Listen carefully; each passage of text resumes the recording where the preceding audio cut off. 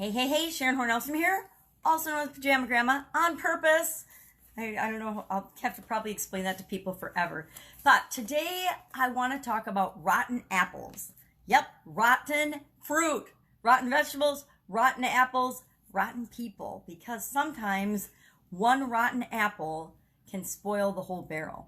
One rotten person, one rotten employee, one rotten partner, one rotten significant other can F everything up for you, can spoil things for you, can spoil your business. One rotten apple, one bad choice can destroy your business.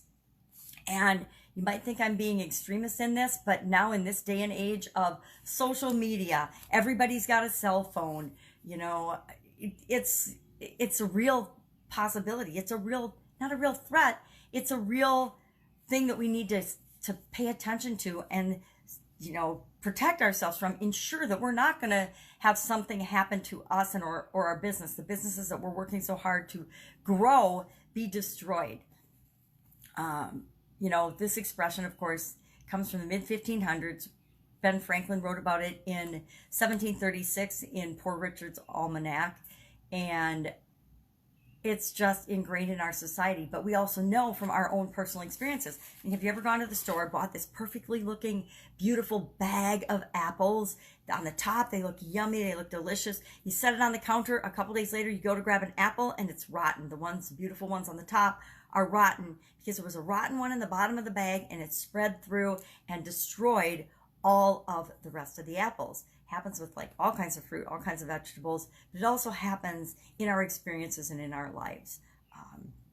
If we choose the wrong spouse or business partner, I have to go to court next week for having a bad business partner from 4 years ago, but I'm still getting dragged into situations with that because I chose a bad business partner.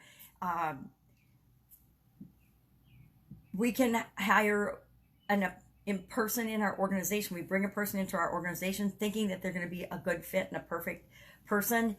And if they're not, they can actually change the whole structure and culture and personality of your organization and your business. I had this happen to me in the Italian food manufacturing business. Hiring got a little tougher in our area, and I hired an individual who came to work for my company, and he was not a great person, and he started this whole, not showing up for work, not calling, not showing for work. And I had, in my 30 years of running that business, I had never had anyone not call or not show up for work, just didn't show up for work. Well, it turns out that he had a drug habit and didn't last very long, but that is why he didn't call and didn't show.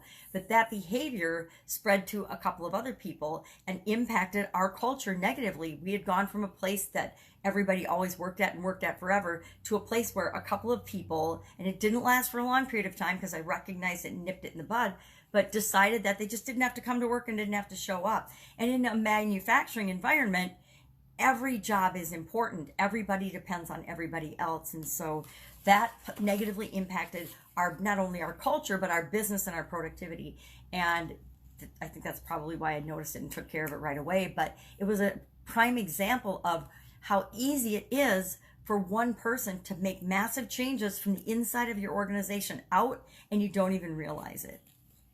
So do you have any rotten apples that have snuck into your life? I would consider some of the people that I've let into my life rotten apples. Now, of course, at the time I didn't think they were rotten apples, but time always tells. And I think this is why we need to remember to hire slowly when we're adding people, or bring people into our lives and our businesses slowly. But then when we find out that they're not a fit, immediately rectify that situation and get them out of our environment. Anybody that brings rumors and innuendo and drama and nonsense and negative thinking and things like that, or meanness into my organization. It doesn't happen nowadays, but anybody that did, I would quickly rectify and get them out of my organization because I realized the negative impact that they could have. So just, take a little scour of your organization and of yourself and your own behavior and ask yourself, am I sometimes behaving like a rotten apple? And if you are, guess what? You can fix that. And if other people in your organization are, or in the business you're trying to supersize and build, just know that you need to take care of that quickly. Don't drag it out. Even if it's your best friend, don't drag it out. Even if it's your ex-husband, don't drag it out. Cut that stem off, get rid of those weeds, and grow the business that you want to grow. Create the change that you want to see in the world. That's it. Go out, make it an awesome day. I'll, of course, be with you tomorrow.